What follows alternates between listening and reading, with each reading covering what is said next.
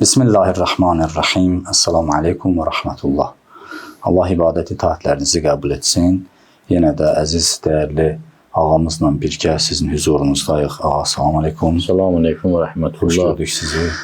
Xoş günümüzü görək, Allah sizin vəfəq eləsin. Allah razı olsun. Şükür Allaha ki, Allah nəsib elədi yenədən. Bəli. Keçən səfər alınmamışdı.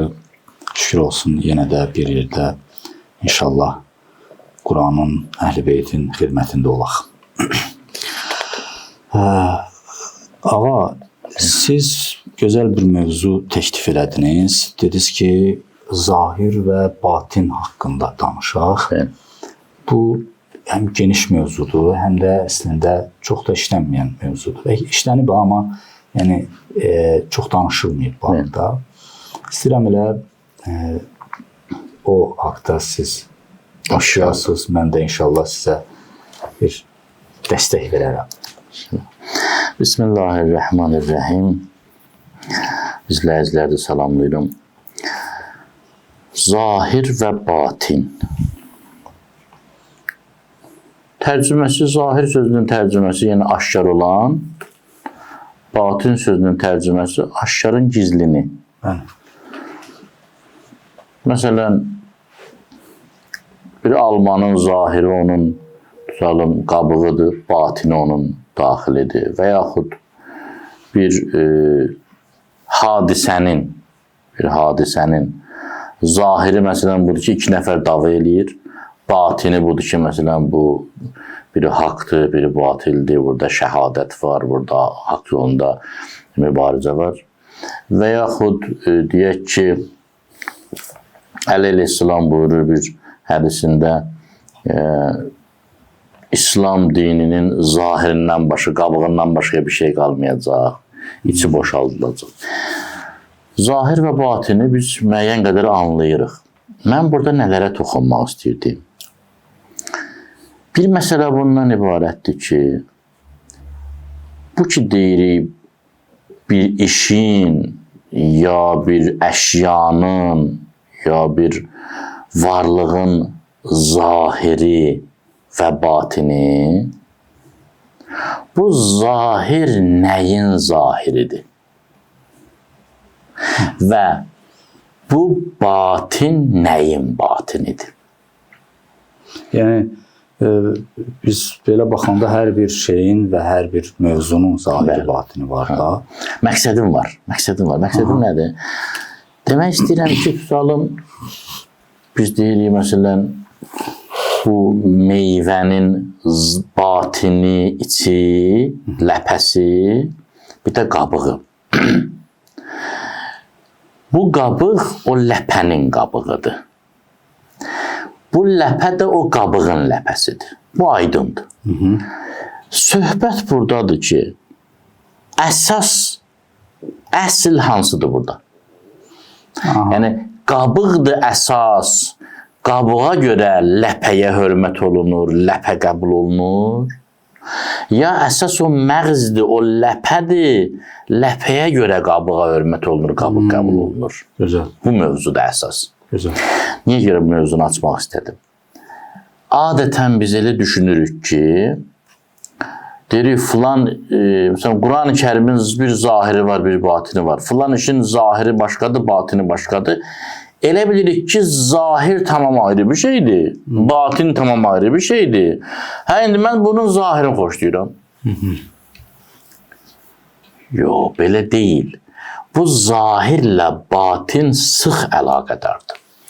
Daha doğrusu, o zahir, o batin olmasa, o zahirin heç bir mənası yoxdur. O qədər elə qabıq var ki. Bu da bir qabıq. Nəyin qabığı olması önəmlidir. Məsələn, İslam dininin bir batini var ki, əxlaqdır, əhkamdır, qayda qanunlardır, əxlaqi davranışlardır. Bir də zahiri var. Kəlmə-i şəhadət dedi, müsəlmandır. Bu, İslamın zahirinin təsiri yoxdur, var. Təsiri çoxdur. Bir nəfər insan müşrikdirsə, bütpərəstdirsə, İslam fikrinə əsasən o pak sayılmır. Bəli. kitab əhli olan kafirlər pak sayılır. Məsələn, Məsihidir, statusu kafirdir, bəli, amma pakdır, napakdır, pakdır. Yahudidir, statusu kafirdir, amma pakdır, napakdır, pak. Niyə? Çünki kitab əhlidir. Hətta bəzi alimlər məcusilər, yəni ateşpərəstlərə də deyirlər ki, məsələn, Avesta müqəddəs kitab olub nə vaxtsa. Onlar da pak sayılır. Amma bəzi insanlar var, bəzi dinlər var ki, o din deyil, qondarılıb, bütpərəstlik kimi. Onun nümayəndələri pak sayılmır. İndi bir nəfər bütpərəst kəlmə-i şəhadəti dedi. Bəli. Düz deyirmi, yalan deyirmi, riyakarlıq edirmi, münafiqdirmi, bilmirik. Bəli. Bizim vəzifəmiz nədir? Bu adam artıq pakdır. Bəli. İslamın o qədər qüdrəti var ki, şəhadət kəlməsilərini, cümlələrini deyən kimi bir insan paka çevrilir. Bəli, kəlmə şəhadət. Bəli. Dilinə gətirdi və salam. Vəssalam, pakdır. İslamın zahiri təsir göstərir. Yəni, bu adama qız verib qız ala bilərsən. Yəni, qeyri-müsəlmana qız verib qız almaq olmaz İslam qanunlarına əsasən. Amma kəlmə şəhadəti dedim, milliyyətindən asılı olmayaraq, dilindən asılı olmayaraq qız verib qız almaq olar. Müsəlman qəbristanında dəfn eləmək olar. Dünyadan köçsə onun dəfni, kəfni, dəfn mərasimi insanın boynundadır, vacibdir. Amma müsəlman kişi əhli kitabın xanımı ilə... İndi o müştəhidlərin bəziləri deyir, onlar bəziləri. Hər halda yəni bu var. İslamın zahirində təsiri var. Amma o zahiri təsirli edən onun məğzinin qüdrətidir. Bəli. Onun içidir. Baxın, bu o qədər önəmlidir ki, batin söhbəti. Fikir verin. Bir müsəlman kəlmə-i şəhadət deyir, cəmaatın ona hörməti yoxdur. İslamın zahiri rituallarını yerinə yetirir. Namazın qılır, həccə gedir, Kərbəlaya gedir, Məşhədə gedir, cümə namazları, cəmaat namazları, Ramazan ayı və s. və ilaxır. Yenə cəmaatın ona sən deyən hörməti yoxdur. Cəmaat nə vaxt ona hörmət edir? Görür ki, bu adamda İslam meyvəsi yetişib. Məsələn, bu adamın dili çox ədəblidir. Bu adamın gözəl qonşuluğu var. Bu adam ailədə çox mehribandır. Bu adam haqqını haqqa verən deyil. Bu adam nə aldadır, nə də kiminsə aldanmasına imkan verir. Onda insanlar deyirlər ki, İslam nə gözəldir. Yaxşı, bu vaxta qədər İslam deyildi. İslam idi, amma İslamın zahiri idi. İndi artıq İslamın batini bunda özünü göstərib. Məsələn, niyə İmam Hüseyin İslamı qeyri-müsəlmanlar da sevirlər? İslamdan xəbəri olmayan qeyri-müsəlmanlar, İslamı bəlkə bəyənməyən qeyri-müsəlmanlar İmam Hüseyin əleyhissalamın o şəhadət, fədakarlıq, azadlıq, hürriyyət, mərdlik, kişilik məktəbində deyirlər, hörmətimiz var. Niyə? Çünki İslamın o batini onda təzahür edib. O batinini görürlər, o şirin meyvəsini görürlər. Zahirlə batinin əlaqəsi bu qədərdir. Bir, və batinin önəmi bu qədər çoxdur bu iş. Hacı, bir də üzr istəyirəm. Bu, məsələn, Quran-ı Kərimdə də biz baxanda görürük ki, orada hətta günahlar və əməllər də iki yerə bölünüb də. Bəli. Həm zahiri aşkar olan... Tərk eləyin zahirini də, batinini də. Orada gələcəyim inşallah. O, orada, məsələn, onun izahında Əllamə Təbəətəbai Əl-Mizanda deyir ki, o günahlar ki, o əməllər ki, zahiri əzalarla həyata keçirilir, yerinə yetirilir. Orada o zahiri əməllərdir, zahiri günahlardır. Amma bəs batini günahlar hansıdır? Batini günahlar isə o niyyətdə olan günahlar. Yəni üzvlərlə, bədən üzvləri ilə o yerinə yetirilir. Zahirinə baxsan günahsız görünmür. Günahsız görünmür. Məsələn, onlardan biri həsəddir, paxıllıqdır, riyadır, təkəbbürdür, təkəbbürlükdür. Özündən razılıqdır, mənəm-mənəmdir. Bunlar batini xəstəliklərdir, batini günahlardır. Amma yaxşı, məsələn, yaxşılıqlar da həmçinin o da elədir. O da elədir. Amma burada əsas mövzu nədir? Əsas mövzu odur ki, bayaq sizin qeyd etdiyiniz kimi, bu, məsələn, bir-birinə o qədər təsirlidir ki, biz qaça bilmərik bundan. O variant yoxdur. Yəni, məsələn, Mənim sonunda sözüm olacaq. Mən ikimizlə bu bəhsi niyə salmışam ortalığa? Bəli. Sonunda nəticə alacaq. O nəticəyə görə bu bəhsi açmışam inşallah. Yəni məsələn biri deyir ki, daxili əxlaqı gözəldir. Bu daxili əxlaq məsələn niyyəti pakdır. Bəli. Hə? Bu adam həsəd etmir. Bəli. Kibri yoxdur. Qəlbi təmizdir, yəni bu. Qəlbi təmiz adamdır. Bu təmizlik onun zahiri əzalarına da sirayət eləyir, bəli. Bu gəlir onu gözəlləşdirir. Hətta üzündəki nur, hətta düzdür o mütləq deyil. Amma hər halda da o üzün nurani olur, əməlləri yaxşılaşır, gözəlləşir filan. İnsanlar da bu gözəlliyi görür. İndi yaxşı, birinin həqiqətən də daxili xəstəliyi var. Yaxşı, bu necə sağalmalıdır bəs?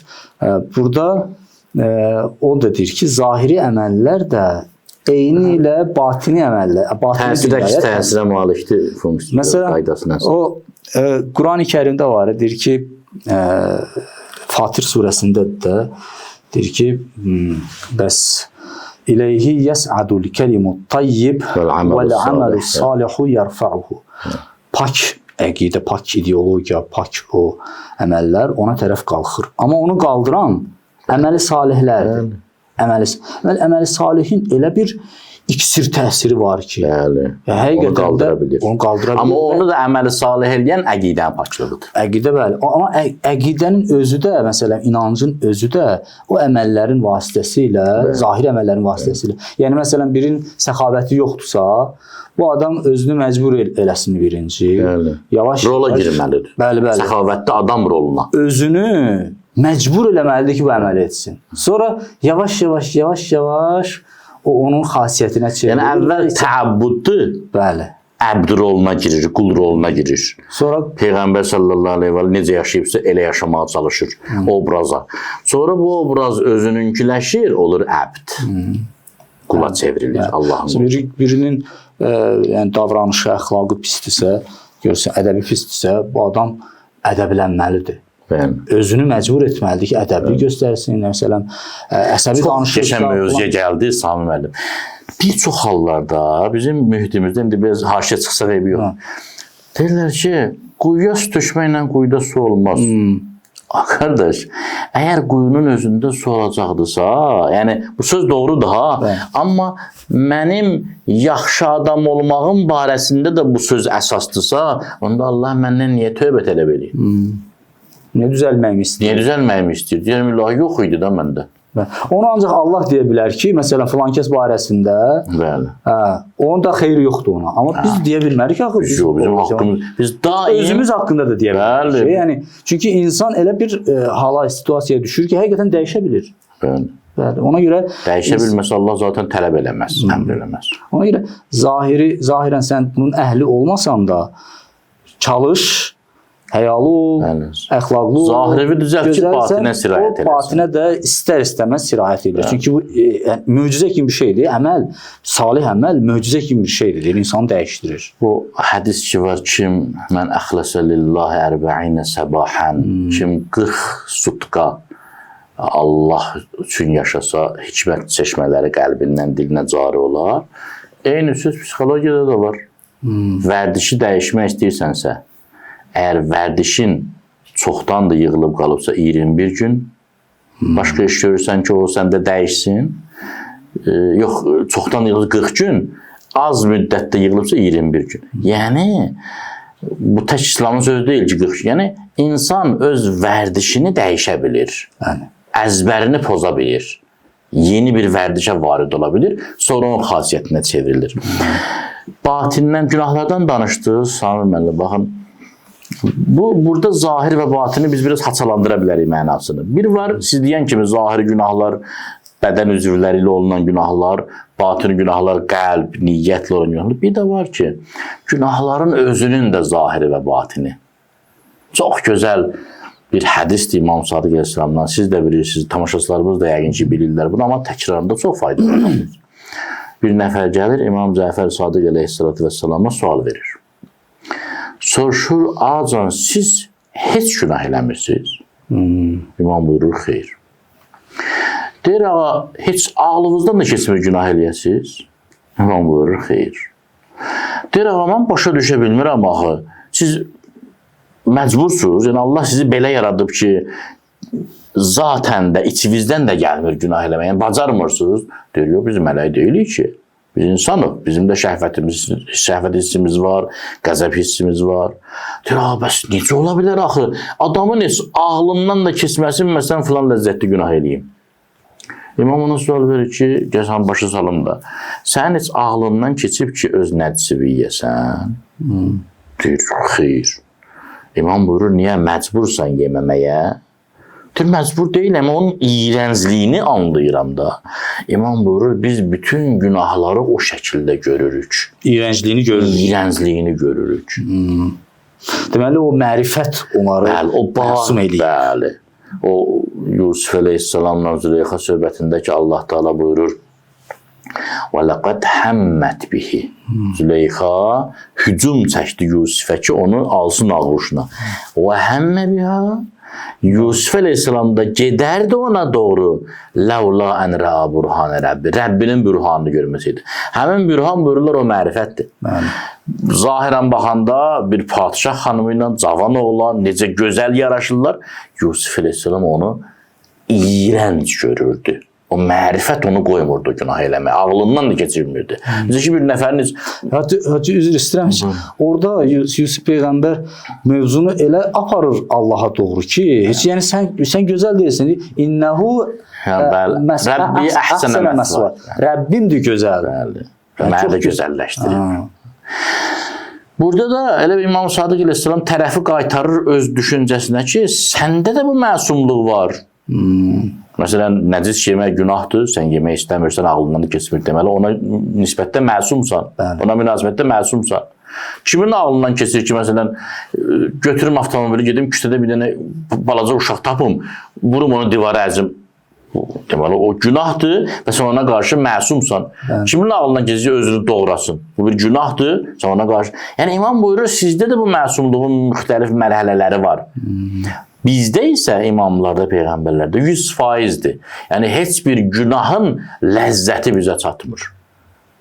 Bu iyrənc bir şeydir bizim üçün. Bu da günahın batinidir. Onlar günahın batinini, əsl mahiyyətini bəli görürlər. Məsələn, siz bayaq batini günahları misal çəkdiniz. O batini günahların bir mənasını o bir mənasından burada calaq eləyək.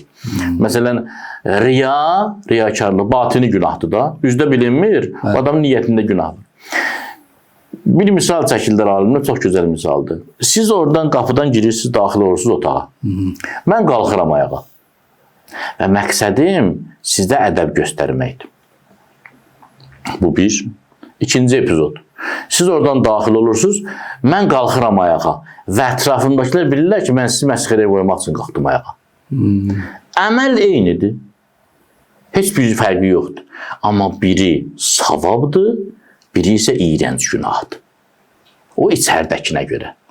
Yəni, batin günahın statusunu, əməlin statusunu dəyişə bilir. O qədər təsirlidir. İndi bu bəhsləri bura qədər niyə gətirdik? Mənim məqsədim nədir? Hacı, üzr istəyirəm, qoy bunu da deyək. Yəni, əslində biz müqayisələndirsək, batindəki proseslər daha mühümdür. Bəli. Nəinki zahirdəki proseslər. Batindəki proseslər, məsələn, birini qeyd etdiniz, insan bütpərəstdir, məsələn, Allahı inkar eləyən idi. Amma onun daxilindəki o oyanış, onun daxilindəki o dəyişiklik səbəb oldu ki, o paklansın bir və tamamilə ayrı bir status qazansın. Yəni, bu həqiqətən mühümdür. Güclü təsirə malik. Məsələn, riyanı qeyd etdiniz falan. Yəni, əslində batini günah, biz hansı ki biz buna belə deyək də çox ötəri səthi baxırıq. Əslində isə insanı bədbəxt eləyən də batini günahdır, xoşbəxt eləyən də batini savabdır. Yəni, toxum orada səpilir də, orada bitir hər şey. Məsələn, iblis və yaxud digər olmuş hadisələr. Nəyə görə bunlar kafir oldular? Batini üzə çıxdı da. Batindəki o kibirdir də, o təkəbbürlük səbəb oldu. Ya görək ki, həsəd, məsələn, Yusufin qardaşlarını, ya Adəmin övladlarını, Qabili, məsələn, o günə saxladı. Deməli, o qədər mühümdür ki, çıxır çölə. Onu gərək orada islah göstəriş verir, günaha sövq edir, təşviq edir. Ona görə hədisdə var ki, niyyətul mümin xeyrun min əməli və niyyətul kafir şərrun min əməli. Bir müminin niyyəti əməlindən üstündür. Kafirin niyyəti isə əməlindən üstündür. Niyə? Çünki mümin tutalım bir nəfərə gedir, təbliğ edir, hidayət edir. Onun əbədi xoşbəxtliyinə səbəb olur. Əgər imkanı olsaydı, bütün bəşəriyyəti hidayət eləyərdi. Kafir isə bir nəfəri dindən çıxardır. Əgər imkanı olsaydı, bütün bəşəriyyət dindən çıxardardı. Bu daxilindəki niyyət əsasdır. Ona görə deyir ki, biz belə yazdıq Bəni İsrailə ki, kim günahsız bir insanı öldürsə, elə bil bütün insanları öldürüb, kim onu diriltsə, elə bil bütün bəşəriyyəti diriltmişdir. Çünki bir günahsızı öldürürəmsə, mənim daxili qanunum budur. Günahsızları öldürməyin eybi yoxdur. Deməli, mən bütün bəşəriyyəti öldürə bilərəm. Bir şəxsi ölümdən xilas eləyirəmsə, deməli, mənim məqsədim budur ki, heç kəs ölməyə qoymamalıyam. İmkanım olsa hamısını, mərhum Allama Hilli öz oğluna nəsiyyət eləyəndə deyir ki, oğul, sənə bir yolu öyrədirəm. Əslində, mən bu əhvalatı oxuyandan sonra bunun psixoloji təhlilinə tapdım. Deyir ki, oğlum, səhər durdun yuxudan, denən ki, ilahi, mən bugün geyim tapa bilməyən bütün insanları geyindirəcəm. Yemək tapa bilməyən bütün acıları doyuzduracam. Ailə qura bilməyən bütün gənclərin ailə qurmasına səbəb olacam. Oğlum, sən bunları edə bilməyəcəksin. Amma niyyəti və Allah savab verəcək. O günləri mən bunu cümə xütbəsində danışdım, amma bilmədim, oxumuşdum onun Allama Hilli'də, amma yadımdan çıxmışdı. Orada da dedim ki, yəni, mənim yadıma gəlmir indi hansı alim onu deyib, amma Allama Hilli idi. Gözəl metod. Niyə görə gözəldir? Yəni, baxın, bu adamı xoş niyyət böyüdür. Bəli. Hamıya xidmət eləyim, hamını xoşbəxt eləyim. Yəni, bunu təlqin eləyə, sabah əlinə fürsət düşsə, insanın şuuraltısına əlinə atan kimi onu çıxardacaq. Bəd niyyətli bir şey çıxarmayacaq. Xoş niyyət. Xidmət eləyim, kömək eləyim, yardımlaşaq və s. və ilə.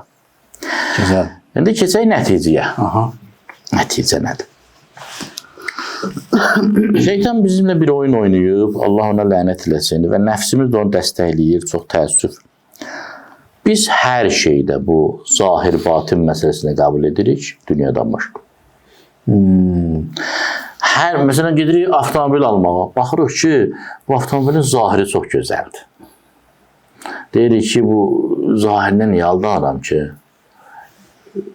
nə qədər dözümü var bunun, nə qədər yanacaq içir, neçə ilə gedir, qışda necədir, yayda necədir, daş döyəmdir ya yox və s. və ilə. Hər sahədə gedirsən, qarpız almağa, deyirsən, kəsin bax.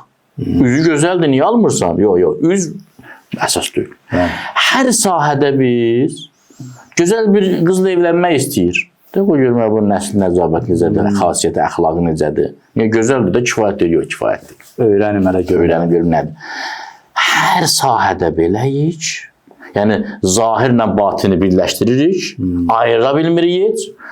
Dünya, həyata gələndə, həyatın reallığına gələndə deyirik ki, zahir bəsindir. Batin lazım deyil.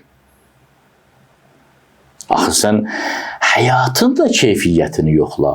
Gör, keyfiyyətli həyat tərzi hansıdır? Keyfiyyətli davranış hansıdır? Keyfiyyətli ömür sürmək, keyfiyyətli danışıq, keyfiyyətli gülüş, keyfiyyətli ağlamaq, keyfiyyətli münasibətlər hansıdır? Ona baxmır. Deməm, zahirim olsun, bəsimdir. Cənnət nisgədir, filan, bəsməkən, bunlar hamısı buradan qaynaqlanır. Amma bu Rum surəsi 7-ci ayə insanın üfüqünü dəyişir. Əlbəttə, bir ayəni oxumaqla, ya bu barədə bir verilişdə danışmaqla insanın təfəkkürü çətin dəyişir. Amma insana ipucu verir. Yəni, istiqamət verir ki, belə də bax həyata. Buyurur, يَعْلَمُونَ ظَاهِرًا مِنَ الْحَيَاتِ الدُّنْيَا. Cəmaatın əksəriyyətindən danışır. Türk cəmaatın əksəriyyəti dünya həyatından minəl həyatı dünya həyatından, bu yaşayışdan yalnız zahirini bilirlər. Bunun bildiyi həyat tərzi bu zahiri həyat tərzidir. Ye, iç, işlə, yat, dur, evlən, gəz, dola. Bunu bilir. Başqasını bilmir. Və hum anil axirati hum gafilun. Amma onlar ahirətdən qəflətdədirlər. Ayə iki yerə bölünüb. Bir cümlə deyir ki, insanların əksəriyyəti həyatın aşkar reallığını bilirlər. O bir cümlə deyir, həmin bu insanlar ahirətdən qəflətdədirlər. Yəni, həyatın gizlin, batini reallığı nədir? Ahirətdir. Ay insan, sən hər nəyi alanda qabığa aldanmırsan, içinə də baxmaq istəyirsən. Xeyr ola bu həyat, bu yaşayış qədər əhəmiyyətli, ən mühüm budur da. Bizim həyatdan qiymətli nəyimiz var? Ən mühüm həyatdır. Niyə sən bunun zahirinə aldanırsan? Və yaxud ancaq zahirinə baxırsan. Ancaq zahir niyə? Bəs batini? Allah demir ha orada olacaq batini deyir. Burada hal-hazırda bu dünya həyatının içi, batini ahirətdir. Ahirətdir yəni nə? Ahirətdir yəni şəhadət. Ahirətdir yəni fədakarlıq. Ahirətdir yəni Allahın sözünə qulaq asmaq. Ahirətdir yəni hamıya faydalı olmaq. İmam Sadiq Əleyhisselam buyurdu. Hətta sizin dininizdə olmayan insanların arasında da yaşayanda elə yaşayın ki, onlar bir-birinə sual versinlər ki, bu Cəfər ibn Məhəmmədin dostlarımdandır, hə? Ona tabidə ona görə belə yaxşı xasiyyəti var. Məni sevindirər. Necə ki, Quran-ı Kərimdə Şüeyb əleyhissalama kafirlər dedilər ki, Əs-salatu qətəəmuruk, sən o namaz qılırsan, o səni vadar edir, bizim əməllərimizdə sataşırsan, desən, az satmayın, aldatmayın, bütpərəst olmayın. Yəni, mənsub edirlər o etdiyi işə, burada da imam buyurur, siz bizə mənsubsuz. Elə yaşayın ki, desinlər maşallah, bu ideoloji məktəb nə gözəl məktəbdir. Bəlkə biz də edək buradan öyrənək. Nə gözəl insandırlar, nə gözəl qonşudurlar, nə gözəl həyat yoldaşıdırlar, nə gözəl övladdılar, nə gözəl valideynlər, nə gözəl tələbədirlər, ustaddılar, şagirddirlər, şoferdirlər, sürücüdürlər, müdürdürlər, fəhlədir və s. və ilə axır. Hər şeyin ən gözəlini yaşayın. O ahirətdir. Bunun həyatın içi ahirətdir. Siz bu həyatın təfərrüatında, cüz'iyyatında, xırdapara işlərində hər şeydə batin axtarırsınız. Gəlib həyatın özünə çatanda deyirsiniz ki, zahir mənim bəsimdir. Ömər Səd onu dedi də. Dedi, reyi versinlər mənə, indiki Tehranı. Mənim bəsimdir, cənnəti nə indirəm? Gedib Hüseyini də öldürərəm. Qafildir ki, həyat belə deyil, burada yaşayırsan zahirini, sonra öləndən sonra batini başlayacaq, orada başlayarsan fikirləşməyi. Yox, hal-hazırda bunlar paralel gedir. Həyatın içi ahirətdir. O Quran ayəsi var edir ki, onlar ki, yetim malını yiyir, od yiyirlər. Əhsən, əhsən. Yəni, İnnəmə yəqulunə fi butunihim naran. Yəni, əslində, hal-hazırda odu biz yeyirik, amma hiss edəmirik ki, günah keyləşdirib insan deyirlər. O necə əməliyyat eləyəndə Bəli, narkoz verilir bir də. O günah da narkoz kimidir, keyləşdirib biz hiss eləmirik. Qaf surəsində bunun ayəsində Allah təala buyurur. Laqad kunte fi gafletin min hada. Demir bu cəhənnəm əzabı indi başladı səni yandırmağa. Deyir, yandırırdı səni, amma hiss eləmirdi. İndi görürsən, Kəşəfna anke qitak. Gözündən pərdəni qaldırmışıq. Fəbəsərukal yevmə hadid. Dəmir kimi iti görürsən hal-hazırda. Yəni görürsən ruhun necə əzab çəkir. Bu əzablar oradakı əzabların təcəssümüdür. Elə sən dünyada bu əzabı çəkirdin. Amma narkozun şiddətli idi. Dünya ləzzətləri, dünya aludəçiliyi, şuuraltının milyardlarla sənə verdiyi yalancı eyfariyalar qoymurdu sən ayılasan. Vaxtımız var ya? Var. Bu məsələ. İndi sual bundan ibarətdir ki, təkcə bu ayədir Quran-ı Kərimdə ki, bildirir ahirət həyatın içidir hal-hazırda ya başqa ayələrdə var. Quran-ı Kərimin süjet xətti belə gedir ümumiyyətlə. Baxın, buyurur ki, İnnellezîne qâlu rabbunallah thumma istaqamu tetenezzalu aleyhimul melaike. Ellâ texâfu ve lâ tehsenu. Və əbşirə bil cənnətilleti kuntum tu'adun nəsəfələməsə ayənin davamı. O adamlar ki, Allah deyib möhkəm dayandılar, onlara mələklər nazil olur. İndi adama elə gəlir ki, axirətdə nazil olacaq. Mələklər nazil olur, deyir ki, qorxmayın, qəm çəkməyin və müjdə veririk sizə cənnət. Bəli. Bu dünyada, hal-hazırda nəhnu əvliyaikum fil həyatid dünya və fil axirə. Bu dünyada da sizin dostunuz bizik. Bəli. Ahirətdə də bunların dostluqları belə deyil ki, Sami müəllim, mən səndən dostam, mən evimdə, sən evimdə, başıma nə gəlsə özün bil, amma mən səndən dostam. Çay içəndə dostluğu. Yox, Allahın dostluğu budur ki, hər an və mə'kum əynəmə kuntum. Hardasınızsa sizinlədir. Bəli. İnnəllaha mə'al muttəqin. Allah təqvalılarladır. Yəni onların arxası dayağıdır. Bəli. Bu dünyada, indiki həyatda bizi aldatmamalıyıq özümüzü ki, burada tək başınayıq. Əlimizdən gələn zəhməti çəkək, əziyyət çəkək. Orada Allah yox, indi də mələklər də bizlədir, Allah Taala da bizlədir və s. və ilə. Hamısı bizimlədir. Bunu unutmuşuq biz. Biz elə bilirik ki, bu dünyada zülüm çək, təksən, orada səni qarşılayacaq. Xeyr, belə deyil. İndi niyə onların dostluq əlini hiss eləmirik? Mövzu çox gedir, amma mən də Allah buyurur ki, mən səbəbləri yaradanım. Səbəblər mənli idi.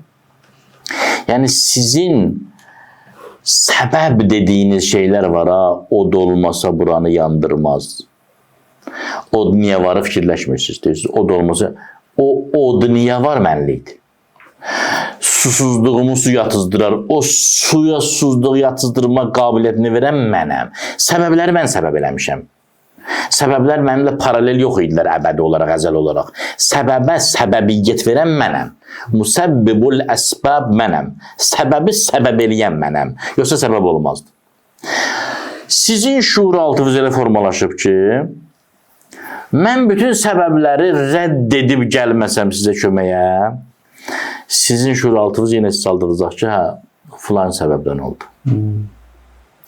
Siz özünüzü tərbiyə eləsəz, sizi mən ümidsizləşdirib sonra gəlmərəm. Amma sizi ümidsizləşdirməyə bir növ əstəğfurullah məcburam. Niyə? Çünki mən gərək bütün köməklərinizi kəsəm ki, mən kömək eləyəndə deyəsiniz, ay Allah, sən imişsən, indi gördüm sən əlivi. Onu eləməsəm, bir-iki səbəb qalsa, yenə deyəcəksiniz ki, Allah filan kəsdən razı olsun. Elədir. Filan kəs imiş. Hacı, o möcüzələri Allah Teala bəyinat adlandırır. Aydın, aşkar. Məsələn, Həzrəti İsa Peyğəmbərdir, anı gəlmək kora şəfa verirdi. O cüzam xəstəliyinə şəfa verirdi. Bəyinatdır verdik ona. Bəyəm o, məsələn, böyrək xəstəliyini sağlaya bilməzdi. Mədə xəstəliyi, ürək xəstəliyini sağlaya bilməzdi. Yox, sağlardı, amma orada insan... Adın qoyacaqdı, başqa şey. Yani, filan kəs dərman da versəydi olacaq. Kesici şeymiş, filan. Amma bu zahiri xəstəlik ki, mən görürəm, kordur. Və insanlar bilirlər ki, bu düzələn deyil. Düzələn deyil. Aşkar şəkildə isə gəlir. Ölünü diriltmək məsələn. Orada da, məsələn, başqa cür ola bilər, ya məsələn, fərqli versiya qalmır. Versiya qalmır orada. Ya ölünü diriltmək. Bəli. Hamısın, bəzən biz onu istəyirik. Yəni, biz görək, hiss eləyək ki, bunu Allah elədi. Bəli, bu həyatın batinidir. Bir söz demişsən, bu Allahın qeyb əlidir, yardım əli. Mənə elə gəlir ki, bəlkə səhv eləsəm, indi sizdə tamaşa eləyən, biz buradan danışırıq, böyük alimlər var ölkəmizdə ki, bunların huzurunda danışırıq. Bəlkə kimsə iradını bildirərsə, mənə elə gəlir ki, Övliyaullahın bəla sevgisi bundandır. Füzuli ki deyir, ya Rəbb bəlaya eşqlə qıl aşina mənə, birdən bəlaya eşqdən etmə cüda mən. Birdən, bir saniyə. Niyə? Çünki Allahın o qeyb əlini görmək, o yardımını, Allahın şəxsən müdaxiləsini görməkdə elə bir ləzzət var ki, yəni, bu insan razıdır, bütün ömrü bəla ilə keçsin. O qeybin əli həmişə onun çiynində olsun. Həmişə. Bu insan, bir hədis var. Peyğəmbər sallallahu aleyhi və səlləm xəstəlikdə idi. Cəbrail əleyhissalam nazil olur. Deyir, Allah sənə salam göndərir, Peyğəmbərə deyir. İnsana bax. Allah salam göndərir. Və buyurur ki, istəyirsən bu Mədinə səhralarının qumlarını sənin üçün qızıla çevirim. Əlat götür. Ehtiyacı var xeyr. Hansı quma əl atsan bir ovuc qızıl olar. Yazılar Resulullah sallallahu aleyhi ve aleyh buyurdu ki, Cəbrail qardaşım, Allaha mənim ərzimi yetir. Denən ki, sənin qulun istəyir bir gün tox olsun, sənə təşəkkür etsin toxluğuna görə ki, sən məni tox etdin, sən verdin. Sabah acı olsun, səndən istəsin səhranın qumlarından yox, qızıldan yox, səndən istəsin. Bu xalis tövhiddir də. Yəni o İbrahim əleyhissalam dediyi, Cəbrail əleyhissalam gəldi onu xilas eləməyə, dedi ki, Rəbbin tərəfindən göndərilmişsən ya öz istəyindir. Cəbrail əleyhissalam dedi, öz istəyimlə gəlmişəm səni xilas eləməyə. Burada mane olma, bizim öz eşq macəramız var. Allah istəsə eləyər. Sən araya girmə. Sən araya girmə. Bu xalis tövhid. Övliyaullah onu yaşamaq üçün onu yaşamağın başqa çarəsi yoxdur. Yəni, məcbursan bütün o ümidlər kəsilsin. Hər şey getsin. Onda birbaşa Allahın müdaxiləsini görəcəksən. Onların imanı da var, inancı da var, görəcəklər. O həyatın məğzini onlar yaşayır. Biz zahiri ilə oynayırıq, elə oyun oyuncaqla yaşayırıq, başımızı qatırıq. Baxın, bunun ən gözəl izahı ölüm anıdır. Ölüm anında insanın zehnində dəyərli nə qalır? Karyera qalırmı? Ev qalırmı? Maşın qalırmı? Nə qalır? Ona görə deyirlər ki, ölən insanın son vəsiyyəti çox mühümdür. Niyə? Çünki o ən ağıllı vaxtında deyilib. O da oyun oyuncaq vaxtı deyil, emosional vaxtı deyil. Ən ağıllı vaxtında deyilib. Güzel. Hacı feyziyab elədiniz. Həqiqətən. Təşəkkür edirəm. Allah razı olsun inşallah. Çox sağ olun. Çox sağ olun. Allah təala bu sözləri qəlbimizdə təsir etsin inşallah. İnşallah gələn cümə görüşənə əgər Allah qismət eləsə. Çox sağ olun. Allah'a emanet olun. Dualarınızda bizi unutmayın.